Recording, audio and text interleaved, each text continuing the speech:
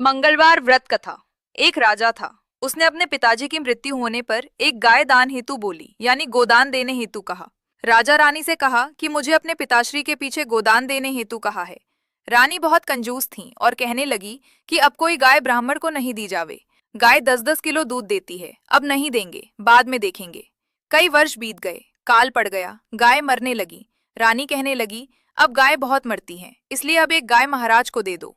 कहावत है कि बुड्ढी गाय ब्राह्मण को दो, पुण्य नहीं होवे तो ही घर का दारिद्र्य जाता है।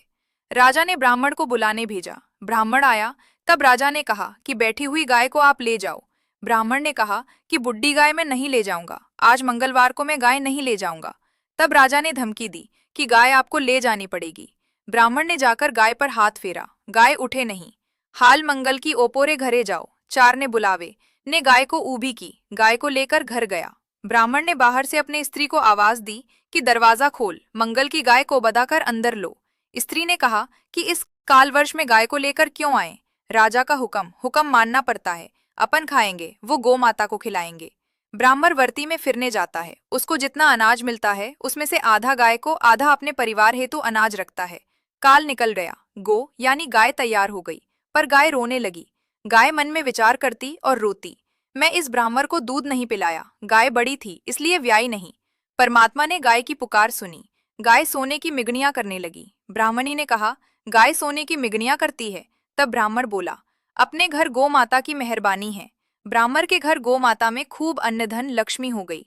एक दिन एक पड़ोसन आई, काल थारे गाय से गोबर दीजे। तब बहानी ने कहा, मेरी गाय गोबर करती नहीं, सोने की मिगनियां करती है। पड़ोसन ने एक दिन छुपकर देखा, वास्तव में गाय सोने की मिगनियां करती है। तब पड़ोसन ने रावला में जाकर कहा कि आपने जो गाय ब्राह्मण को दी है वह सोने की मिगनियां करती है। रानी ने राजा से लड़ाई की, ब्राह्मण को जो गाय दान में दी वह गाय वापस लाओ। गया। रानी रोने लगी, मुझे गाय ने मार दिया। आवाज सुनते ही राजा उठा, लाई थी नहीं। राजा ने कहा, जो गाय दान में दी है वह गाय वापस नहीं लाई जाती है। रानी के लड़ाई करने पर राजा ने गाय को वापस मंगवाई। ब्राह्मण कहने लगा कि नहाया जितना पुण्य, गाय को ले जाओ। गाय वापस लाकर राजा के महल में बांध दी।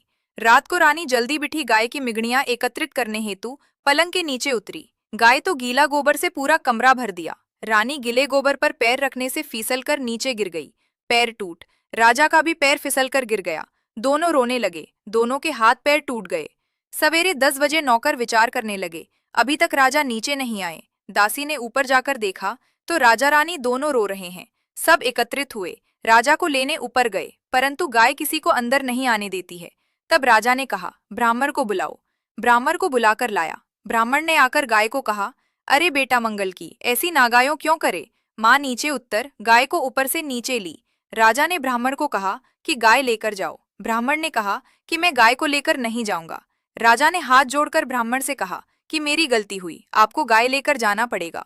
ब्राह्मण ने कहा, सोने के सिंग कराओ, चांदी की खुरिया करो, हीरा पन्नासु पूछड़ी जड़ाओ, बढ़िया वैश कुंडा वाल्टी दोवा विलोवा, रा बर्तन दो, ढोले वाजता गीते गाता गाय को पहुंचाओ, तो मैं गाय को घर ले जाऊं। ब्राह्मण ने कहा, जैसा राजा ने किया। हाथ जोड़कर सीख दी, ऐसा कोई दान दिया हुआ वापस लीजो मती। मंगलवार को गाय खरीद जो मती, व गाय दान में दीजो मती। मंगल महाराज की जय हो।